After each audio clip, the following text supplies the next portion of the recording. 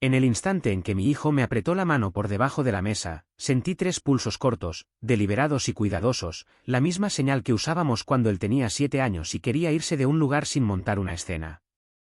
Ahora tenía 31 años y estábamos sentados a la mesa de mi comedor con su novia desde hacía 4 meses, una mujer llamada Valeria Montes, que me estaba hablando de las propiedades de inversión que ayudaba a adquirir a sus clientes en la Costa del Sol.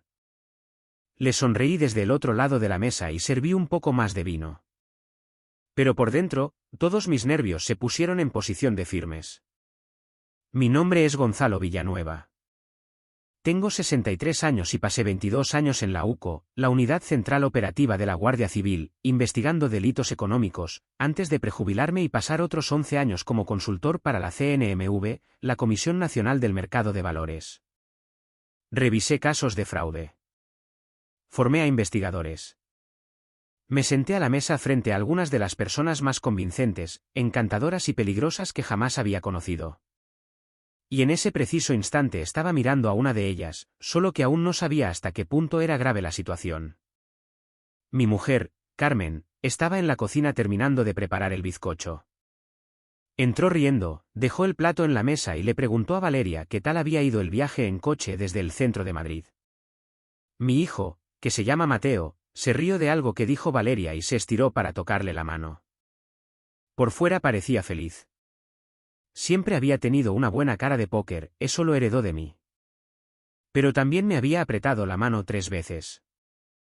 Habíamos inventado esa señal juntos después de una cena de Nochebuena cuando él estaba en segundo de primaria y su tío, mi hermano Diego, que podía pasarse 6 horas ininterrumpidas hablando sobre la red de infraestructuras del AVE, había acorralado a Mateo en el pasillo durante 45 minutos.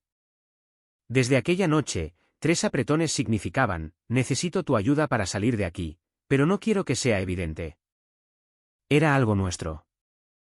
Llevábamos más de una década sin usarlo, pero lo usó esta noche, justo después de que Valeria terminara de explicar en qué trabajaba.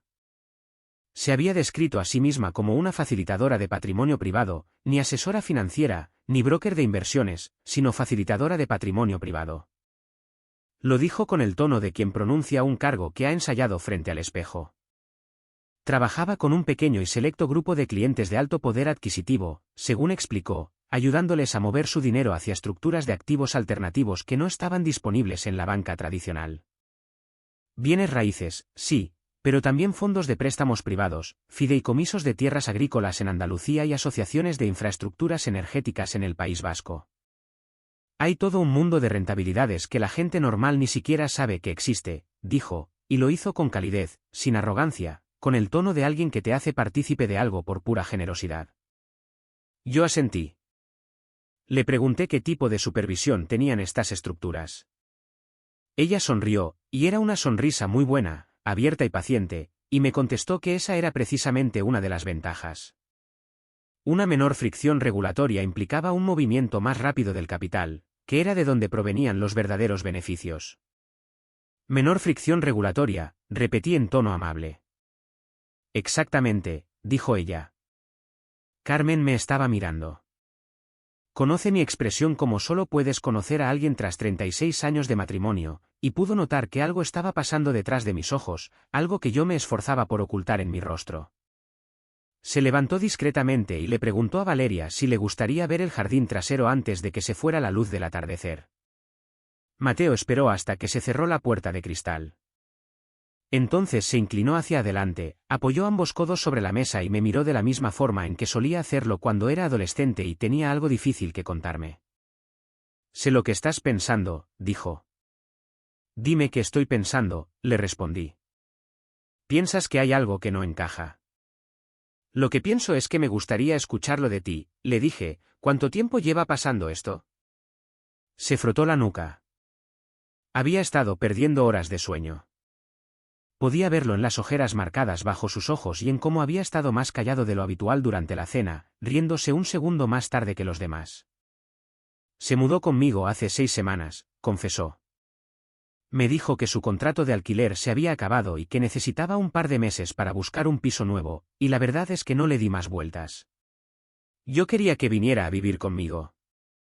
Vale, asentí. Pero luego empezó a hablarme de mi plan de pensiones. Bajó la mirada hacia la mesa. Dijo que estaba perdiendo dinero por no moverlo.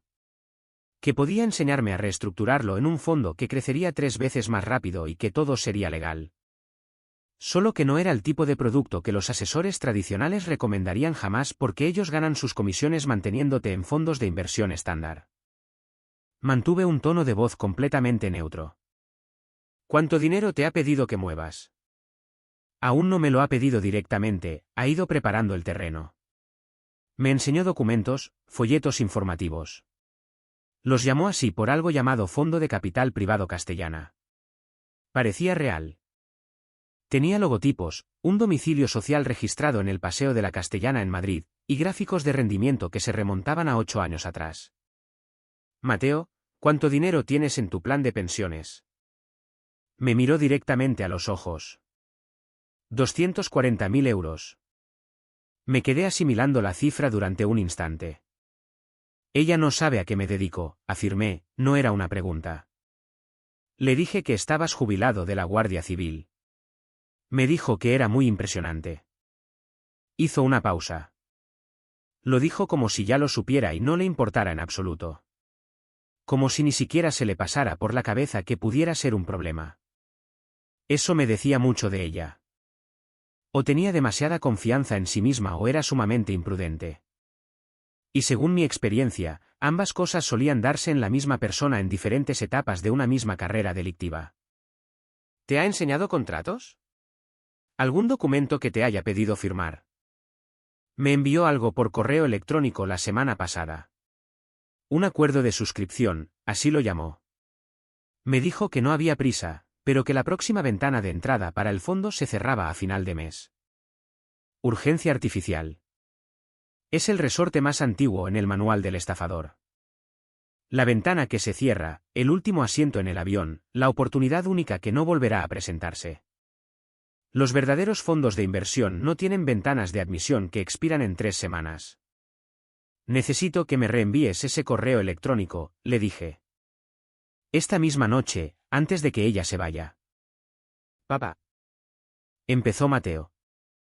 Mantuve la voz sosegada, no estoy intentando decirte con quién debes salir. Solo te pido que me dejes echarle un vistazo a un documento. Eso es todo. Asintió lentamente. Carmen y Valeria volvieron a entrar riéndose por culpa de un gato del vecindario que al parecer se había colado en el jardín. Valeria se mostró cálida y relajada el resto de la velada. Ayudó a recoger los platos sin que nadie se lo pidiera. Recordó que Carmen tomaba su infusión sin azúcar. Me preguntó por un caso que yo había mencionado durante la cena, una red de fraude inmobiliario en Alicante que había salido en las noticias, y escuchó con lo que parecía un interés genuino, haciendo preguntas inteligentes al respecto. Era buena. Era muy, muy buena. Después de que se marcharan, Carmen se quedó de pie junto al fregadero de la cocina y no dijo nada durante un rato. Tú también lo has notado, le dije.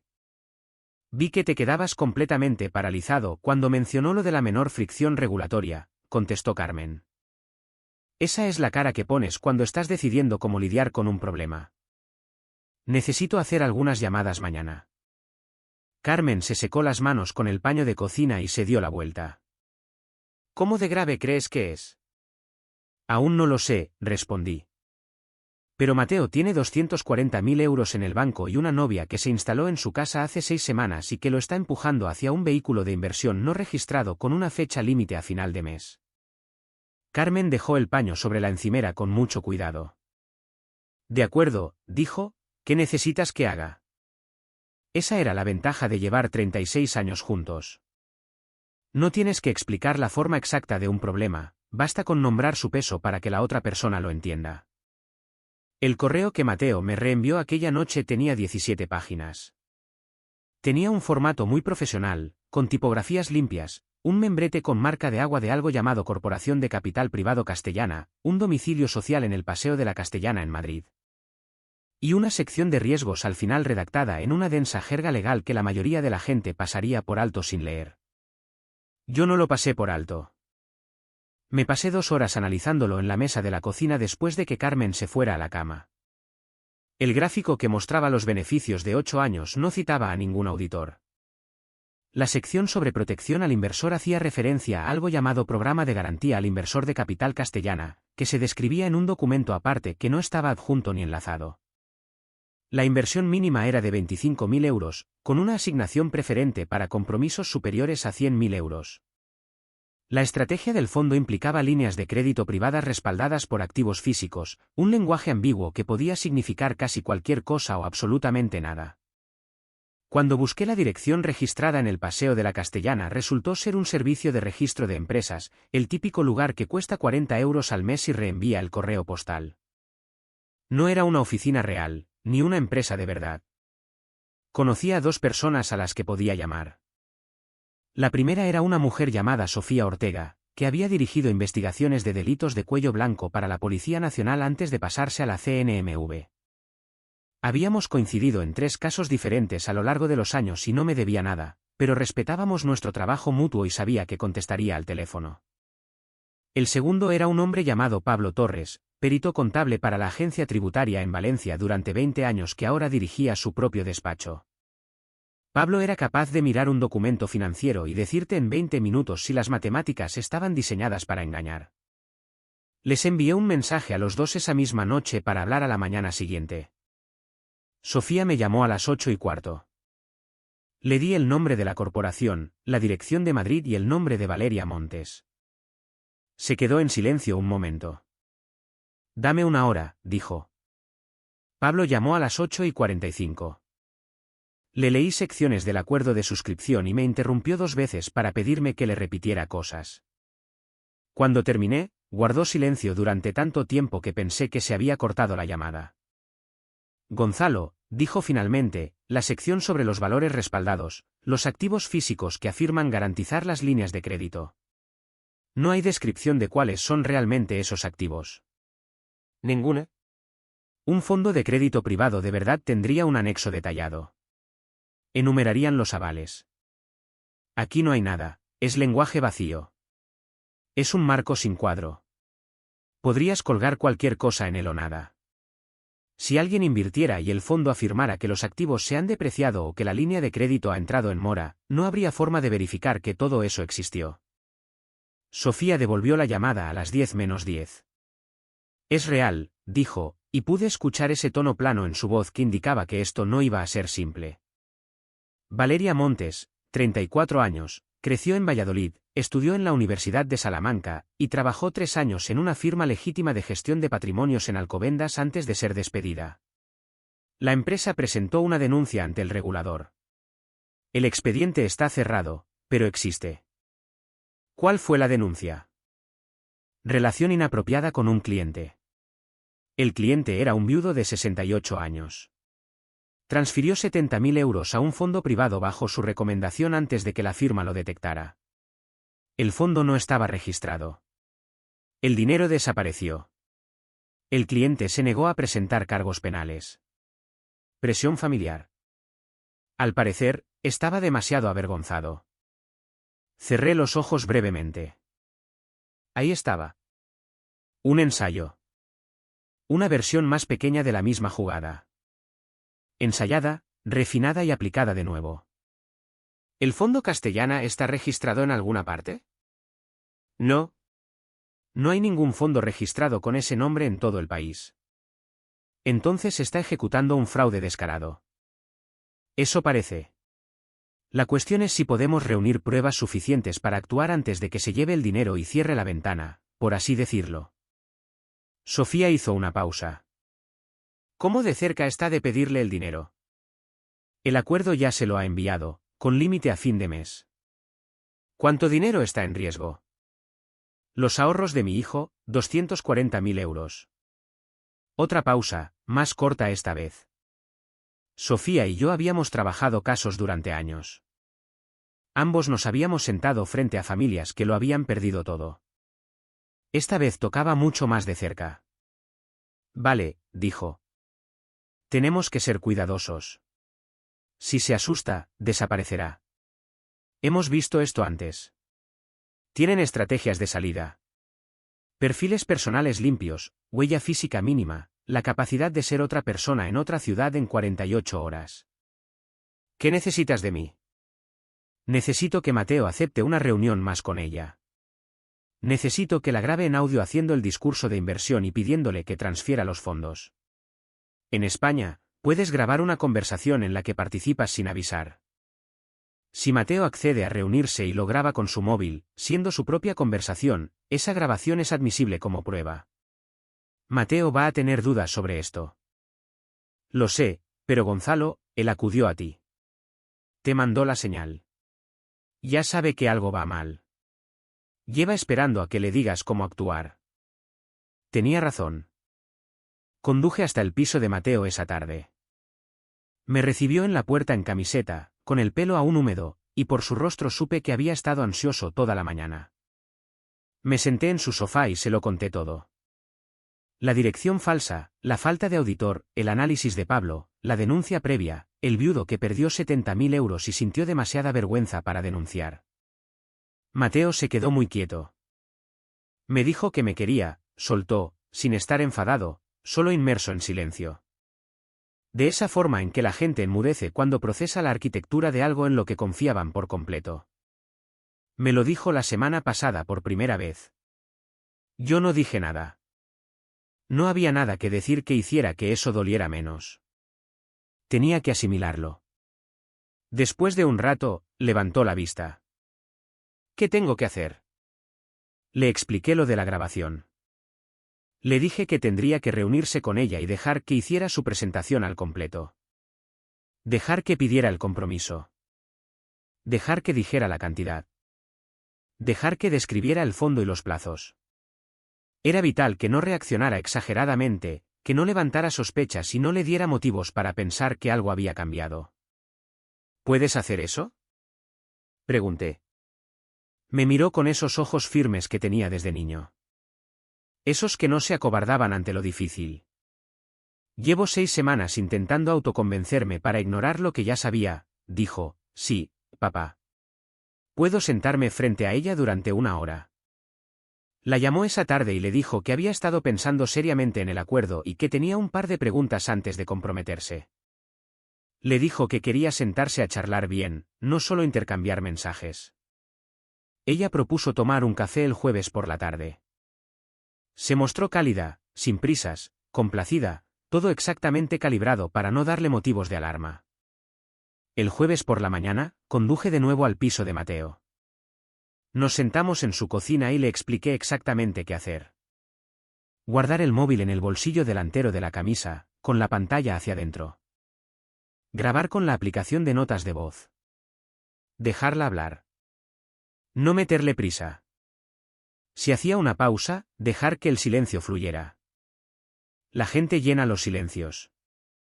Hacer preguntas aclaratorias con tono neutral. No ser conflictivo. No mostrarse demasiado entusiasmado.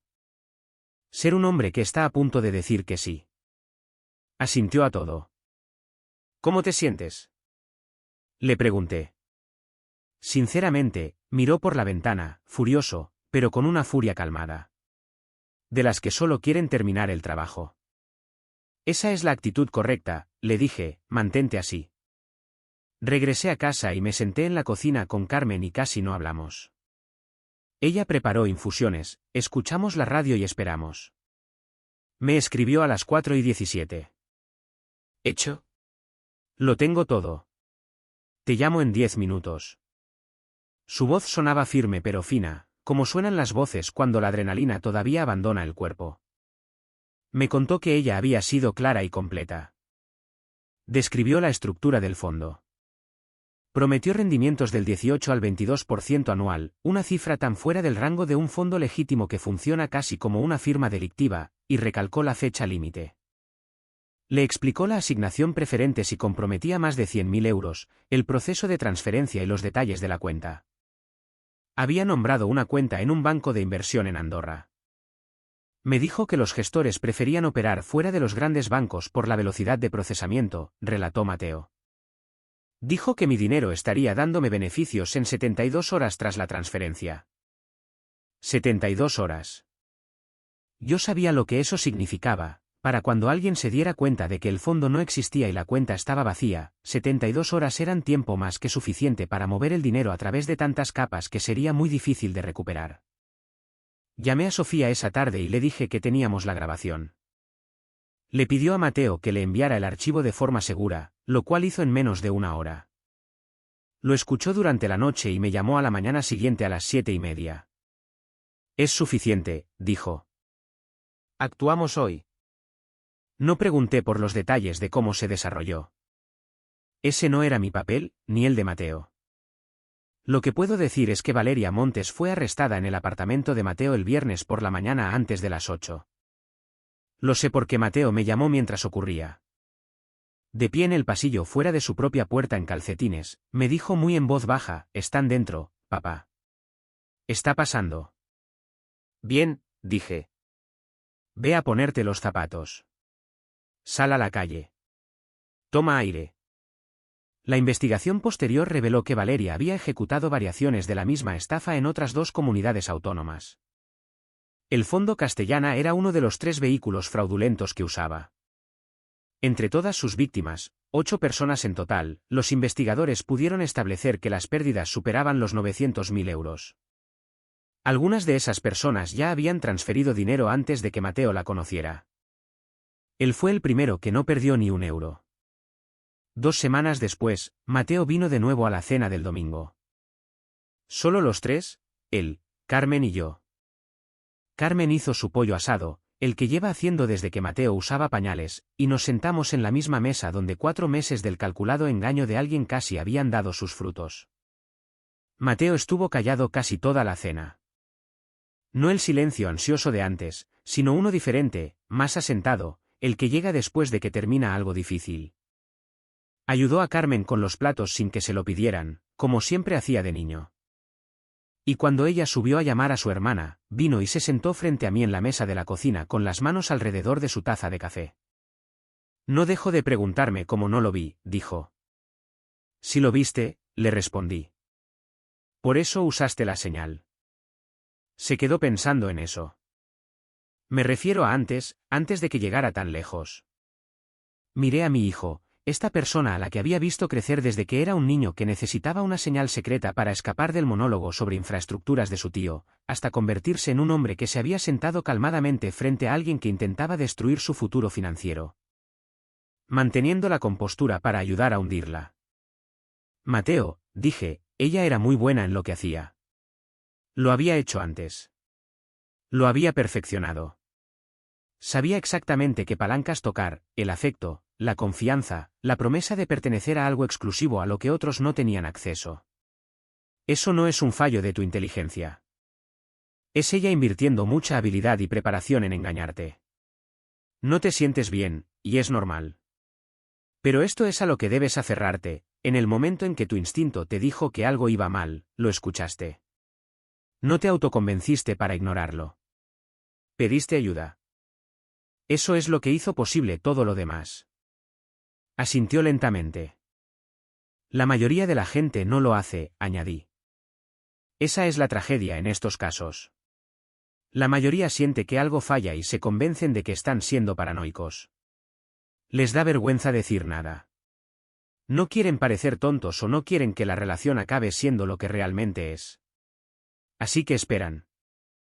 Y mientras esperan, la ventana se cierra, el dinero se mueve y la persona desaparece». Nos quedamos un momento con el sonido de Carmen hablando por teléfono arriba y la lluvia empezando a golpear la ventana de la cocina. «¿Irá a la cárcel?», preguntó Mateo. «Eso lo tendrán que determinar los tribunales», dije. «Lo que te puedo asegurar es que las pruebas son sólidas. La grabación es nítida. Y hay otras 8 personas que ahora tienen la oportunidad de que se haga algo de justicia porque tú no la dejaste terminar lo que empezó». Se quedó callado un momento. «Entonces me alegro de haberte mandado aquel mensaje». «Yo también», dije. «Y Mateo, acudiste a mí. Eso importa. No dejes nunca de hacerlo». Sonrió ante eso, una sonrisa pequeña y real, y nos quedamos allí hasta que Carmen volvió a bajar, y la lluvia arreció, y finalmente los 3 nos fuimos al salón a ver un antiguo partido de fútbol clásico que ni a Mateo ni a mí nos importaba. Y Carmen se quedó dormida en el sillón con los pies encogidos, y fue simplemente una tarde ordinaria en casa, y eso, después de todo, parecía exactamente la mejor sensación del mundo. Hay cosas que quiero decir claramente como alguien que pasó más de 30 años trabajando en la lucha contra los delitos financieros. Los fraudes de este tipo existen porque son eficaces. No funcionan con personas tontas, sino con personas confiadas, con gente que está abierta al amor, a la conexión y a la posibilidad de que pasen cosas buenas. Los depredadores financieros más sofisticados no buscan víctimas ingenuas, buscan víctimas emocionalmente disponibles. Son pacientes. Construyen una genuina calidez humana antes de hacer una sola sugerencia económica. Para cuando empieza la conversación sobre inversiones, la víctima ya está dentro de una relación que se siente real porque en muchos sentidos lo es: el tiempo dedicado, el afecto compartido, la sensación de sentirse conocido. Las banderas rojas a menudo solo son visibles en retrospectiva o para alguien desde fuera. Una rentabilidad de inversión que suena demasiado alta. Cualquier cosa consistentemente por encima del 8 o 9% anual debería suscitar serias dudas. Un fondo sin registro verificable ante la Comisión Nacional del Mercado de Valores. Una dirección comercial que resulta ser un servicio de reenvío de correo. Urgencia en torno a una fecha límite.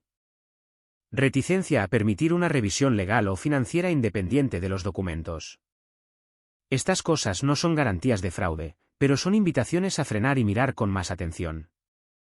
En España, los fondos de inversión deben estar registrados en los organismos reguladores.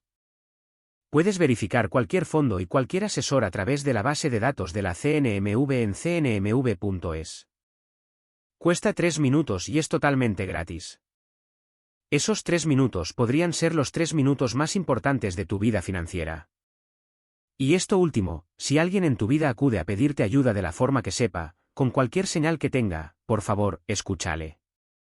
Mateo usó una señal con la mano que inventamos para el problema de un niño de 7 años. La usó porque una parte de él sabía, antes de que su mente consciente estuviera lista para decirlo en voz alta, que necesitaba a alguien de fuera para mirar lo que estaba pasando. Ese instinto vale más que cualquier documento financiero. Protégelo en las personas que amas y confía en él cuando lo sientas tú mismo. Nosotros no llegamos a perder ni un solo euro, pero estuvimos muy cerca de perderlo todo.